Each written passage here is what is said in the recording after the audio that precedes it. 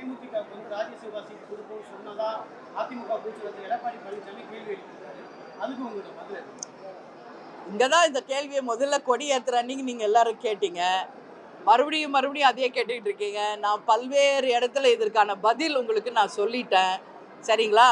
அதற்கு முன்னாடி நான் ஒரு விஷயத்தை உங்ககிட்ட நான் பதிய வைக்கிறேன்.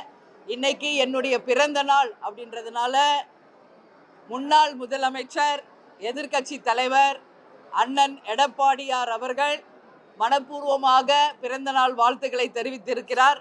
அது மட்டும் இல்லாமல் முன்னாள் அமைச்சர் வேலுமணி அவர்களும் பாஜகவினுடைய தலைவர் அண்ணாமலை அவர்களும் முன்னாள் கவர்னரும் என்னுடைய சகோதரியும் ஆகிய தமிழிசை சவுந்தரராஜன் அவர்களும் அன்பு அண்ணன் செங்கோட்டையன் அவர்களும் அதே போல எல்லாருமே அந்த வாழ்த்துக்களை தெரிவிச்சிருக்காங்க. அவங்க எல்லாருக்குமே இந்த பிரஸ் மூலமாக என்னுடைய நன்றிகளை இந்த நேரத்தில் நான் தெரிவித்துக் கொள்ள கடமைப்பட்டிருக்கிறேன். அவர் பேர் என்ன? அதே மாதிரி அன்பு சகோதரர் சைதை துரைசுவாமி அவர்கள் என்னுடன் தொலைபேசியிலே நேரடியாக பேசி எனக்கு வாழ்த்து சொல்லியிருக்காரு. இன்னும் நிறைய பேர் வாழ்த்துக்களை தெரிவித்து கொண்டே இருக்காங்க. நாளைக்கு முழு விவரமாக எல்லாரும் வாழ்த்து சொன்ன அத்தனை பேருடைய பெயர் பட்டியலோடு அவர்களுக்கு நன்றி சொல்லும்போது பத்திரிகையாளர்களுக்கும் அதை நாங்கள் தெரிவிப்போம் என்பதை இந்த நேரத்தில் தெரிவிச்சுக்கிறேன். இல்லை, அது எப்போவுமே அவங்க தெரிவிக்கிறது தான். ஏன்னா அண்ணன் எடப்பாடியாரும் வேலுமணி அவர்களும் பாஜக அண்ணாமலை என்னுடைய சகோதரி தமிழிசை இது யூஸ்வலாக எப்பவும் விஷ் பண்ணுறது. அதனால் இந்த வாட்டியும் அவங்க விஷ் பண்ணியிருக்காங்க.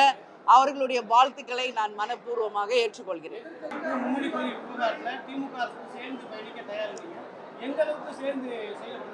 இல்லை, நல்லா புரிஞ்சுக்கணும். மும்மொழி கொள்கை அப்படிங்கிறது என்னன்னா, கேப்டன் எப்போதுமே சொல்வது போல அன்னை மொழி காப்போம், அனைத்து மொழியும் கற்போம் என்பதுதான் கேப்டன் எங்களுக்கு சொல்லி கொடுத்த வழி. அந்த வழியில தான் நாங்கள் பயணிக்கிறோம். ஆனால் ஒரு விஷயத்தை நான் இன்னைக்கு என் பிறந்தநாள் அதை முன்னிட்டு தமிழக அரசுகிட்ட நான் ஒரு வேண்டுகோள் வைக்கிறேன்.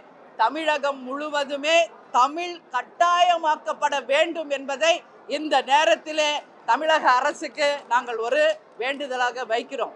அதே மாதிரி தொகுதி சீரமைப்பு என்கின்ற வகையில் தமிழ்நாட்டின் 40 தொகுதிகளில் ஏதாவது ஒரு தொகுதியை அவர்கள் மத்திய அரசு குறைத்தாலும் உறுதியாக தேமுதிக தமிழ்நாட்டுக்காகவும் தமிழக மக்களுக்காகவும் தமிழக அரசுடன் நாங்கள் நிச்சயமாக சேர்ந்து அதை எதிர்ப்போம் என்பதையும் இந்த நேரத்தில் நான் பதிய வைக்கிறேன்.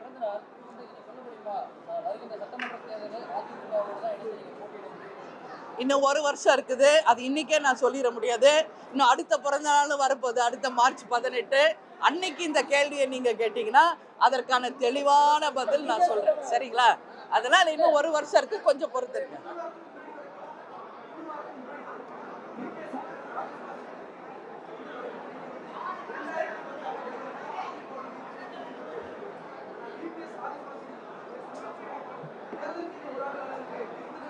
இல்லை, நாங்கள் இல்லைங்க, அப்படியெல்லாம் கிடையாது.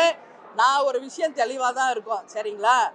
234 தொகுதிகளிலும் நாங்கள் அங்கம் வகிக்கும் கூட்டணி வெற்றி பெறும். அதில் எந்த மாற்று கருத்தும் கிடையாது. அதனால் நீங்கள் அதை இட்டு கட்டி அது எதாவது ட்விஸ்ட் பண்ணணும்னு நினச்சிங்கன்னா அந்த குழப்பத்திற்கெல்லாம் நாங்கள் இல்லை, நாங்கள் தெளிவாக இருக்கோம். சரிங்களா? அதனால் இந்தம்மா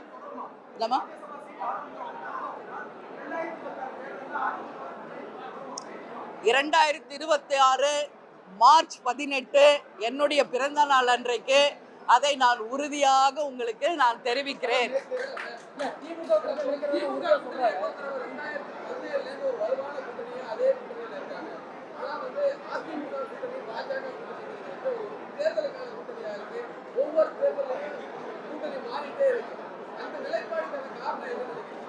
அது தலைமை பொறுப்புல இருக்கவங்க கிட்ட தான் இதை நீங்க கேட்கணும். புரியுதுங்களா? இந்த கூட்டணியினோட தலைமை பொறுப்பு இருக்கிறவங்க கிட்ட நீங்க இதை கேட்கணும். எங்களை பொறுத்த வரைக்கும் நாங்க தெளிவா இருக்கோம். எங்கள் கட்சியினுடைய வளர்ச்சி, எங்கள் கட்சியினுடைய பயணத்தை தான் நாங்க இப்போ முன்னெடுத்து அதுக்காக நாங்க உழைத்து கொண்டிருக்கிறோம். ஏப்ரல் மாசத்துல செயற்குழு பொதுக்குழு தர்மபுரி மாவட்டத்தில் நாங்க கூட்ட இருக்கிறோம். பல முக்கியமான பதவிகள் நிறைய அன்னைக்கு அறிவிக்க இருக்கிறோம். 234 தொகுதிகளுக்கும் தொகுதி பொறுப்பாளர்களை அறிவிக்க இருக்கிறோம்.